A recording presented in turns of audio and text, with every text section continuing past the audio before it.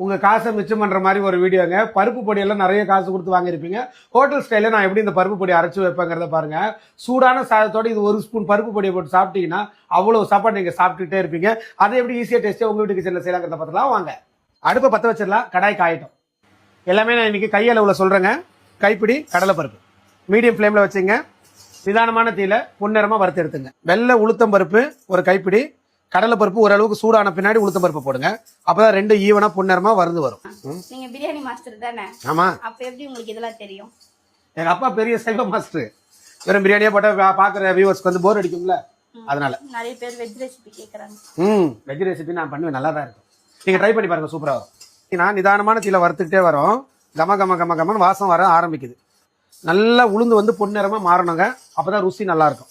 பூண்டு தோல் உரிச்ச பூண்டு ஒரு 15 பல்லு போட்டுக்கிறேன். 15 காஞ்ச மிளகா. உங்க காரம் அதிகமா வேணும்னா 1-2 மிளகா கூட கூட போட்டுங்க. நீங்க பயன்படுத்துற மிளகாவை பொறுத்து 1-2 கூட்டி குறைச்சிக்கலாம். முடிஞ்ச அளவுக்கு நல்ல சிறப்பான மிளகாவா பயன்படுத்துங்க. இப்ப பூண்டு காஞ்ச மிளகாவும் சேர்ந்து நல்ல வாசம் வர ஆரம்பிக்குது. மிளகா கலர் மாறுது, உங்களுக்கு தெரியுதுங்களா? கைப்பிடி கருவேப்பிலை ஈரம் இல்லாம அடுப்பை அணைச்சிடலாம்.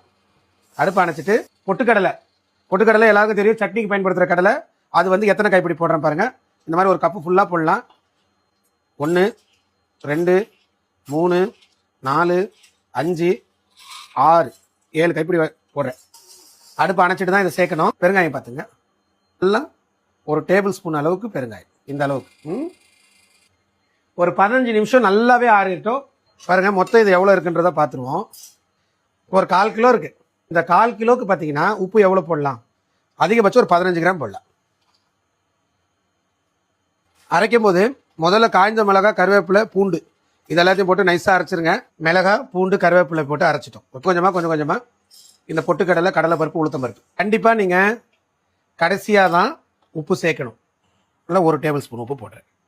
15 கிராம் இருக்குது இந்த உப்பு. இப்போ உப்பெல்லாம் சேர்த்து நல்லா பொடி பண்ணியாச்சு. இது வந்து சாப்பாடுக்கு மட்டும் தான் பேசி சாப்பிடணுமா? இட்லி தோசைக்கு அது கூட யூஸ் பண்ணிக்கலாம். இட்லி தோசை கூட யூஸ் பண்ணலாம். ஜென்ரலாக இது சாப்பாடுக்கு ரொம்ப நல்லா இருக்கும். சுட இருக்கிற சோறுக்கு நல்லா இருக்கும். ஆனால் இங்கே ஆறுன சோறு தான் இருக்கு. நான் 1 ஸ்பூன் போட்டுக்கிறேன். நெய்யோ அல்லது நல்லெண்ணெய்யோ பயன்படுத்துங்க.